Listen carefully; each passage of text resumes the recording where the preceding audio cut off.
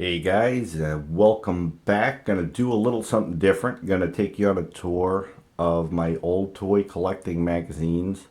Any of you old school collectors may recognize these brands and these figures, the covers maybe. So this goes out to you guys. So just gonna dive in and show you what it's all about.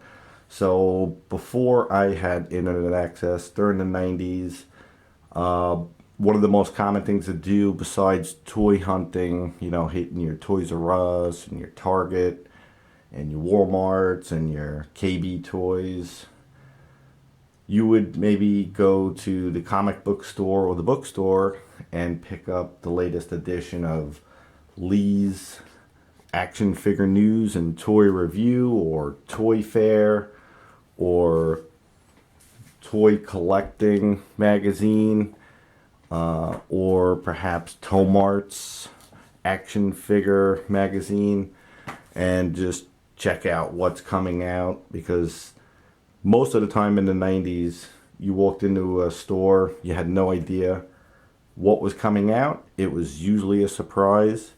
So just give you a tour. So Toy Fair was one of my favorites. It was a really good one. One of my favorite things about it used to be the cartoons.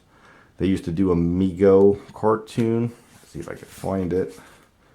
Yeah, they would use Megos and do cartoons or stories, photo stories, sort of like some of you guys do. Thinking of the Lost Chronicle, G.I. Joe The Lost Chronicles with Adam, or Jeff with Skunk Works. You guys do some awesome photo stories. A bunch of other you guys, but this was photo stories back in the 90s, and usually they were pretty comical. So these were a real fun thing to collect. Just show you what I have. This is the stuff that survived. Let's see here. May 1998. This is the cover for February of 88. I don't got these in any kind of order. September of 88. March. All the cool covers, and you would check out all the latest stuff coming out. Read the cool articles. Remember just sitting in my bedroom, checking out and reading through. Just fun stuff. And this one's from 97. So that was Toy Fair. Another one of my favorites was the Lee's. And that was a pretty cool one there. Issue number 84. This one's from October of 99. This guy is the 35th anniversary. So you turn to page 35. That was pretty exciting cover to see, because I was a G.I. Joe collector even back then. Oh, turns 35. I'm looking for page 35. Anyway, just browsing through. The Star Wars Power of the Force line was out. I picked up a couple of those back in the day, but didn't really do it for me. I got a few of the 12-inch ones still in my collection.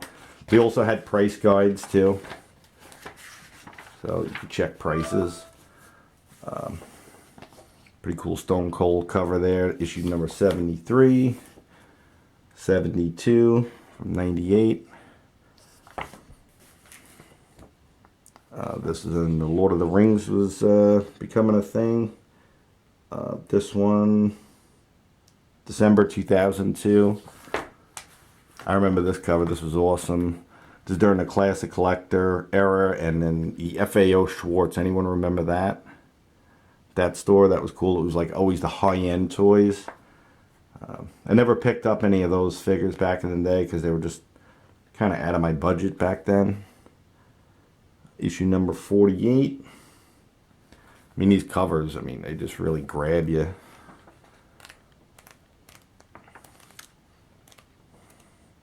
A lot of price guides. Let's see here. Got issue number 93. This was the Ultimate Soldier. That's a line I did collect pretty extensively back in the day. So, you know, to tell my brief story on collecting, you know, I grew up through the, I mean, I was born in the late 70s. So I grew up on the Real American Hero line. And that's what I played with as a kid. And then the Hall of Fame line came out. And after the Hall of Fame line, that's what got me actually collecting. I kind of stopped playing with toys so much as collecting them. And then the Hall of Fame line led to the Classic Collection and the Ultimate Soldier. Really cool stuff. And I pretty much collected a lot of different kind of 12-inch stuff throughout those years. And then I took a break, you know, got a life, so to speak. Got a wife. And then I got into collecting again with the Hot Toys figures. Got big into that for a while, and then it became just way too expensive. And then, you know, my priorities changed, so I got out of that. And pretty much from there, I've been restoring old toys, mostly G.I. Joe, going back to the roots. And what changed it for me was the Gentle Giant Jumbo G.I. Joes that came out about 2016, 2015. Because I went from looking at those Hot Toys figures, and as awesome as they are, and they were awesome, they weren't fun. You know, you pose them, and you put them on the shelf, and you were done. And then I got those Gentle Giant Jumbo G.I. Joes, and it brought me back to my childhood and why I enjoyed toys. And it just kind of just changed my whole focus on collecting. I went back to what I really enjoyed. It's a lot more affordable, and it is a lot more fun. I do not regret stopping collecting the Hot Toys stuff. I really am enjoying the G.I. Joe. Another one was Collecting Toys. This was a pretty cool magazine as well. That was the first run. So this one's 1994. This was the first remakes of the original, and they weren't really very good. They were based on the Hall of Fame body. We wouldn't get like the real remakes of the classic G.I. Joe body design until much later on. These ones were pretty clunky, but at the time they were pretty awesome. You know, they were the hot thing to have. It was really fun collecting them. Did have a couple of slot cars through the years. Those were always fun.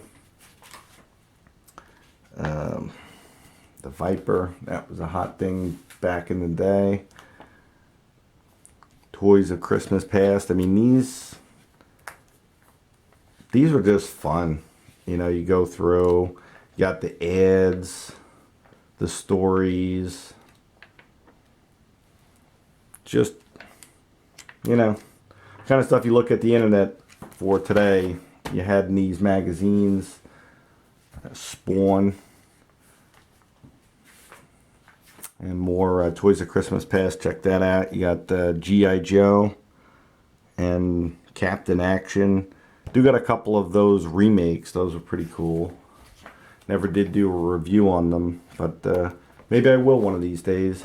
And then the last assortment here is just random. So this was Tom Arts. I thought I had more of these, but this is the only issue. Go Figure magazine, if you remember that.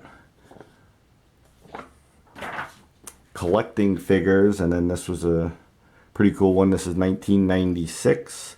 And I guess that is the year we got the Masterpiece, the first real true remakes of the 60s G.I. Joes. 1996. So that was a very, very exciting time to be a G.I. Joe collector. So just really cool. Thought you guys might like taking a look at some of this stuff. Bring back memories for some of you old school collectors who might have remembered picking these up. And I'm glad I saved them. You know, it's a pretty cool thing to have. I don't know if there's really much value in them on the secondary market, but it's not something I'd really sell. You know, this is part of my collecting history, and it's just cool to have. Bottom line. The pictures were great. And it's a story on the father of G.I. Joe, Don Levine. Possibly contested, but he definitely is instrumental in the creation of G.I. Joe. But that's it, guys. You guys have these? Leave a comment down below if you bought these back in the 90s. If you still have them, what issues do you got? That's it. Well, hope you enjoyed taking a look through my old toy collecting magazines and hear me ramble a bit about my collecting history. That was a brief synopsis of it. Maybe one day I'll get into a little bit more detail. But until then, guys, thanks for watching.